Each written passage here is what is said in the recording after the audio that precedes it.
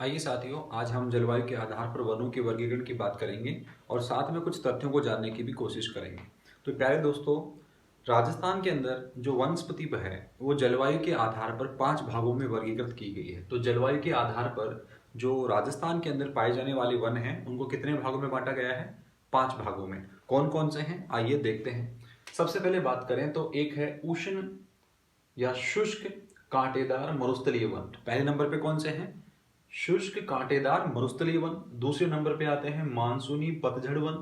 तीसरे नंबर पे आते हैं शुष्क सागवानी वन। चौथे नंबर पे हम पढ़ते हैं पतझड़ वन। और पांचवें नंबर पे पढ़ते हैं उपोष्ण कटिबंधीय सदाबहार वन। तो आपने देखा कितने प्रकार हैं? 5 प्रकार। किसके आधार पर? जलवायु के आधार पर। कौन कौन से? पहले नंबर पे शुष्क कांटेदार मरुस्थलीय वन, याद रखना। दूसरे हैं मानसूनी पतझड़ वन। तीसरे हैं शुष्क सागवानी वन। चौथे नंबर पे पतझड़ वन। और पांचवें नंबर पे उपोष्ण कटिबंधीय सदाबहार वन। तो आइए अब एक एक के बारे में विस्तृत जानकारी हम लेते हैं। पहले नंबर पे हमने देखा शुष्क कांटेदार मरुस्थलीय वन। अब देखो यहां जो शब्द उन पे ध्यान दीजिए, शुष्क कांटेदार मरुस्थलीय वन। इसका मतलब शुष्कता यहाँ की जो जलवायु दशा है उसको बताती है। तो राजस्थान में शुष्क प्रदेश कौन सा है? तो पश्चिमी राजस्थान है, वो है। उसके अलावा कांटेदार, तो इसका मतलब इनके ऊपर पत्तियों के साथ साथ कांटे भी आपको मिलेंगे, तो कांटेदार वन है। मरुस्थलीय वन मतलब इनकी जो दशाएं हैं, भौतिक दशाएं हैं, वो मरुस्थलीय क्षेत्र में मिलेगी। अब मरुस्थलीय क्षेत्र का मतलब क्या हुआ कि वहां पे ताप तो ज्यादा होगा, ठीक है, लेकिन पानी की क्या होगी? कमी होगी।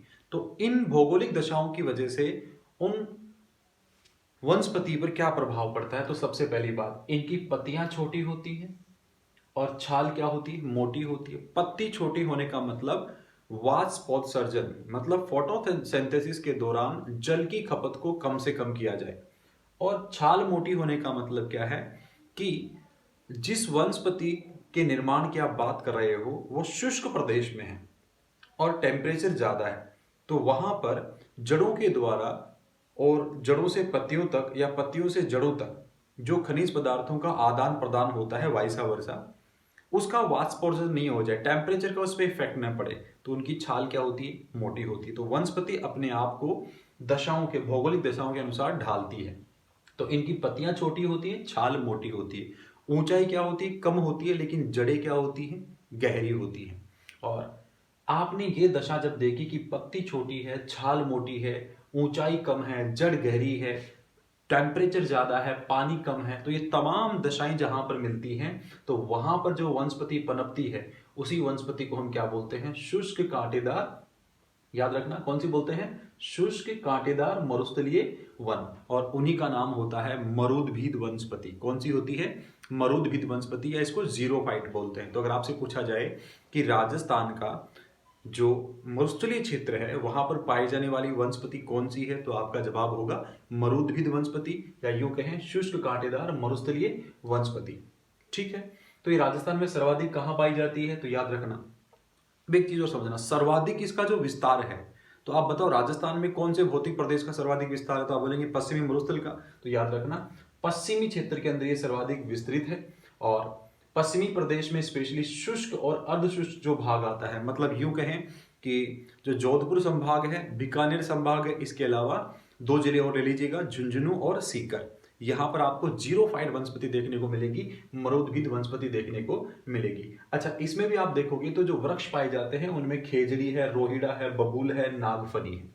तो खेजड़ी, रोहिड़ा, बबूल और नागफनी जो वृक्ष हैं, ये शुष्क कांटेदार मरुस्थलीय वनों के लक्षण हैं। उन्हीं में ये पैदा होते हैं, उन्हीं में पनपते हैं, और इन्हीं को हम क्या बोलते हैं? जीरोफाइट या मरुद्भिद कहते हैं। अब सवाल एक आपसे पूछा जाए कि शुष्क वनों में सर्वाधिक किस प्रकार के वृक्ष पाए जाते हैं राजस्थान के अंदर? तो याद रखना शुष्क वनों में सर्वाधिक जो वन आपको या वृक्ष आपको जो देखने को मिलेंगे वो खेजड़ी के मिलेंगे। किसके मिलेंगे दोस्तों? खेजड़ी के वन आपको यहाँ पर देखने को मिलेंगे। और ये वाले जो वन हैं वो कुल वन क्षेत्र का 6.26% भाग पर फैले हुए हैं। तो याद रखना, आपसे पूछा जाए शुष्क कांटेदार मरुस्थलीय वन कुल वन क्षेत्र का कितना प्रतिशत है, तो आपका जवाब होगा 6.26% है। ठीक है, वेरी गुड। आगे हम बात करते हैं मानसूनी पतझड़ वन के बारे में। अब देखो, मानसूनी पतझड़ वन, इसका मतलब कि एक सीजन विशेष में ये क्या करेंगे, अपनी पत्तियों को त्याग देंगे और नई जो कोपले हैं वो धारण करेंगे। ठीक है, तो सबसे पहली बात, मानसूनी पतझड़ वन है वो पूर्वी मैदान में पाए जाते हैं। कौन से, राजस्थान के कौन से हिस्से में, पूर्वी मैदानी भाग के अंदर पाए जाएंगे। और कुल राजस्थान का कुल जो वन क्षेत्र है उसका 28.38% भाग पर है। ये सवाल आपसे पूछा जा सकता है, संभावना पूरी है कि राजस्थान के कुल वन क्षेत्र के कितने प्रतिशत भाग पर मानसूनी पतझड़ वन पाए जाते हैं। तो आपका जवाब होना चाहिए 28.38% भाग पर मानसूनी पतझड़ वन पाए जाते हैं। इलाका कौन सा है, तो आपका जवाब होगा पूर्वी मैदान के अंदर ये पाए जाते हैं। और सबसे महत्वपूर्ण सवाल जो बनता है कि सबसे ज्यादा आर्थिक महत्व के जो वन हैं वो कौन से हैं, तो याद रखना मानसूनी पतझड़ वन है। तो अगर आपसे पूछा जाए आर्थिक दृष्टि से सबसे ज्यादा उपयोगी वन कौन से हैं राजस्थान में, तो आपका जवाब होगा मानसूनी पतझड़ वन है। क्यों है, तो देखिए इनके अंदर आप देखोगे बबूल, नीम, पीपल, बड़ ये पाए जाते हैं और ये इनकी लकड़ियां हैं वो बड़ी कॉस्टली होती है। तो मैं आप लोगों से उम्मीद करता हूं कि आपको समझ में आया होगा इसके दो क्वेश्चन। एक तो आपसे पूछा जाएगा कि मानसूनी पतझड़ वन है वो राजस्थान के कुल वन क्षेत्र का कितना प्रतिशत है, तो आपका जवाब होगा 28.38%। दूसरा सवाल आपसे पूछा जाएगा कि कौन से भाग पे पाए जाते हैं, तो पूर्वी मैदानी भाग में पाए जाते हैं। तीसरा जो सबसे महत्वपूर्ण बनता है कि राजस्थान के अंदर आर्थिक दृष्टि से महत्व रखने वाले वन कौन से हैं, तो आपका जवाब होगा मानसूनी पतझड़ वन। यहां तक के फैक्ट आपको समझ में है। और इसके अंदर आप देखेंगे तो बबूल, नीम, पीपल और बड़ मिलता है। ठीक है, आगे बढ़ते हैं तो हम बात करते हैं तीसरे नंबर पे शुष्क सागवान वन। अब देखो यहाँ पे लिखा है सागवान वन। सागवान वन का मतलब है इस वन क्षेत्र के अंदर सर्वाधिक सागवान आपको देखने को मिलेगा। तो इनको हम देखो मानसूनी वन या चौड़ी पत्ती वाले वन भी बोलते हैं। अब एक बात को समझो, चौड़ी पत्ती वृक्षों की तब होती है जब वहां पर उसको ताप और जल दोनों अधिक मिले। ताप और जल दोनों अधिक मिले तो याद रखना, ऐसा राजस्थान का ऐसा कौन सा इलाका है जहां पर ताप भी अधिक है, मतलब टेम्परेचर ज्यादा है, तो करक रेखा के आसपास आप देखेंगे तो आपको डूंगरपुर, बांसवाड़ा का इलाका मिलेगा और साथ में वहां पे वर्षा भी ज्यादा होती है। तो इसलिए यहाँ पर चौड़ी पत्ती वाले वन मिलेंगे। तो सबसे पहली बात है शुष्क सागवानी वन है उनको हम मानसूनी वन भी कहते हैं और चौड़ी पत्ती वाले वन भी कहते हैं। तो सवाल आपसे पूछा जा सकता है कि शुष्क सागवानी वनों को और क्या कहा जाता है, तो आपका जवाब होगा मानसूनी वन, या इसका वाइस वर्सा कि मानसूनी वन कौन से हैं, तो आपका जवाब होगा शुष्क सागवानी वन, और यही होते हैं चौड़ी पत्ती वाले वन। और इनमें सबसे ज्यादा जो वृक्ष पाया जाता है वो सागवान वृक्ष पाया जाता है, इसलिए इनको शुष्क सागवानी वन कहा गया। और याद रखना ये राजस्थान में कहां पे मिलते हैं, तो दक्षिणी राजस्थान में सर्वाधिक आपको देखने को मिलेंगे। मैंने बताया डूंगरपुर और बांसवाड़ा इलाका। तो अगर आपसे सवाल पूछे कि राजस्थान में सर्वाधिक सागवान वन कहां पर पाए जाते हैं, राजस्थान में सर्वाधिक सागवान वन कहां पर पाए जाते हैं, तो आपका जवाब होगा बांसवाड़ा में सर्वाधिक सागवान वन पाए जाते हैं। बात समझ में आई होगी, क्योंकि इनको चौड़ी पत्ती वाला कहा गया है। तो चौड़ी पत्ती तब बनती है जब तापमान भी ज्यादा हो और वर्षा की मात्रा भी ज्यादा हो, मतलब पानी भी ज्यादा हो, इसलिए वहां पर क्या होगा, चौड़ी पत्ती वाले वन मिलेंगे और उनमें क्या होंगे, सागवान के वन है। तो राजस्थान में सर्वाधिक सागवान वन कहां पाए जाते हैं, बांसवाड़ा में। चौथे नंबर पे हम बात करें तो वो है पतझड़ वन। देखो एक तो आपने देखा था मानसूनी पतझड़ वन और एक होता है पतझड़ वन।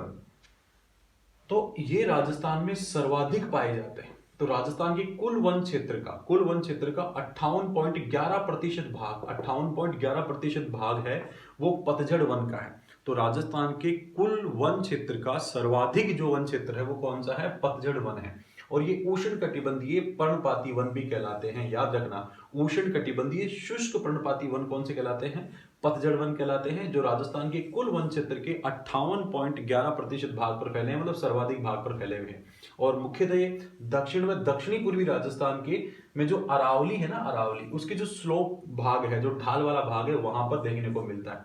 और यहाँ पर जो सर्वाधिक जो ढाल वाले भाग है वहां पर सर्वाधिक जो वन मिलते हैं वो धोक के वन मिलते हैं, इसीलिए इनको क्या कहा जाता है, धोक वन भी कहा जाता है। तो याद रखना, अगर आपसे पूछा जाए कि राजस्थान में सर्वाधिक प्रकार के कौन से वन, राजस्थान में सर्वाधिक पाए जाने वाला वन प्रकार कौन सा है, तो आपका जवाब होगा पतझड़ वन, या इसी पतझड़ वन को क्या कहा जाता है, धोक वृक्ष अधिक पाए जाने की वजह से धोक का वन।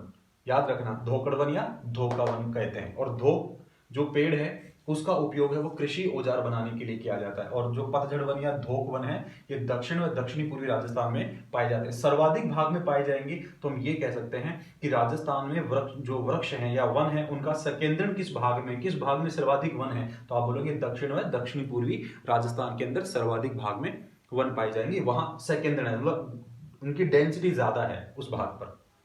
पांचवें नंबर पे बात करें तो वो है उपोष्ण कटिबंधीय। देखो उष्ण और थोड़ा शीत दोनों को मिला देंगे तो उपोष्ण, उपोष्ण कटिबंधीय सदाबहार वन। इसका मतलब यहाँ न ज्यादा ताप हो न ज्यादा गर्मी हो, थोड़ा बैलेंस करके चले। तो ये वाला इलाका आप देखेंगे तो सिरोही में पाए जाते हैं। राजस्थान का एकमात्र जिला सिरोही, माउंट आबू वाले के इलाके में, तो वहां पर आपको क्या देखने को मिलेंगे, उपोष्ण कटिबंधीय सदाबहार वन। याद रखना राजस्थान के वन क्षेत्र में सबसे कम क्षेत्र पर ये आपको देखने को मिले 0.36% ही ये हैं। और कहाँ पर मिलते हैं, सदाबहार वन कहां पर मिलते हैं, तो आपका जवाब होगा सिरोही जिले के अंतर्गत आते हैं। तो ये पॉइंट आपको छोटा सा समझ में आया होगा। अब बात करते हैं कुछ और फैक्ट के बारे में। जैसे अगर आपसे पूछा जाए वन संपदा, देखो हमारे संविधान के अंदर जो कानून बनाने की, नीतियां बनाने की जो शक्तियां हैं उसका बंटवारा हुआ है, जिसे हम सेपरेशन ऑफ पावर बोलते हैं। तो 3 तरह की लिस्ट है वहां पे, संघ सूची, राज्य सूची और समवर्ती सूची। समवर्ती सूची वो विषय होता है जहां पे केंद्र और राज्य दोनों कानून बनाते हैं। तो याद रखना जो वन संपदा है ये समवर्ती सूची का विषय है, और जिसे 42वें संविधान संशोधन के माध्यम से जोड़ा गया था। कौन से संविधान संशोधन के माध्यम से जोड़ा गया था, 42वें संविधान संशोधन के माध्यम से जोड़ा गया था। और किस विषय में आती है, समवर्ती सूची के विषय में ये आती है। अब बात करते हैं राजस्थान में सर्वाधिक वन कौन सा है, तो आपका जवाब होगा धोकड़ा वन। धोकड़ा वन, और धोकड़ा वन को हमने अभी आपको बताया था कि कौन से वन होते हैं, पतझड़ वन होते हैं जो 58.11% भाग पर फैले हुए हैं। अच्छा, अगला फैक्ट आपसे पूछे राजस्थान में सर्वाधिक वन सकेंद्र क्षेत्र कौन सा है। देखो वन सकेंद्र क्षेत्र का मतलब है उस इलाके पर बहुतायत से वन पाए जाते हैं, तो वो है दक्षिण व दक्षिणी पूर्वी क्षेत्र। अच्छा, आगे बात करें वन्य जीव सप्ताह कब मनाया जाता है, तो वन्य जीव सप्ताह है वो 1 अक्टूबर से लेकर 7 अक्टूबर के दरमियान मनाया जाता है। तो वन्य जीव सप्ताह कब मनाया जाता है बताइए, 1 अक्टूबर से लेकर 7 अक्टूबर के मध्य। उसके बाद में बात करें कि विश्व वानिकी दिवस कब मनाया जाता है, तो विश्व वानिकी दिवस है वो 21 मार्च को मनाया जाता है। विश्व वानिकी दिवस कब मनाया जाता है, 21 मार्च को मनाया जाता है। और 2021 का जो विश्व वानिकी दिवस है उसकी थीम क्या थी, तो याद रखना वन बहाली, वसूली और कल्याण का मार्ग। याद रखना 2021 का जो विश्व वानिकी दिवस 21 मार्च को मनाया गया उसकी थीम क्या थी, तो आपका जवाब होगा वन बहाली, वसूली और कल्याण का मार्ग है। आगे बात करें अगला पॉइंट, विश्व पर्यावरण दिवस कब मनाया जाता है, तो विश्व पर्यावरण दिवस है वो 5 जून को मनाया जाता है। विश्व पर्यावरण दिवस कब मनाया जाता है, 5 जून को। तो जो 47वां पर्यावरण दिवस मनाया गया 2020 में उसकी थीम क्या थी, तो उसकी थीम थी बायोडायवर्सिटी, जैव विविधता। और 2021 के अंदर जो मनाया गया 5 जून 2021 को जो 48वां विश्व पर्यावरण दिवस मनाया गया उसकी थीम क्या थी, तो आपका जवाब होना चाहिए इकोसिस्टम रिस्टोरेशन, मतलब पारिस्थितिकी तंत्र की बहाली। तो 48वां जो विश्व पर्यावरण दिवस मनाया गया उसकी थीम है इकोसिस्टम रिस्टोरेशन, मतलब पारिस्थितिकी तंत्र की बहाली। और वन महोत्सव की बात करें तो वन महोत्सव है वो जुलाई के प्रथम सप्ताह में मनाया जाता है। और 1 जुलाई 2021 को जो 72वां वन महोत्सव मनाया गया उसकी जो थीम थी वो था घर घर औषधि। तो आपने देखा वन महोत्सव है वो जुलाई के पहले सप्ताह में मनाया जाता है, और 1 जुलाई 2021 को जो 72वां वन महोत्सव मनाया गया उसकी थीम क्या थी, तो आपका जवाब होगा घर घर औषधि। तो मैं उम्मीद करता हूं ये फैक्ट आपको समझ में आए होंगे। धन्यवाद।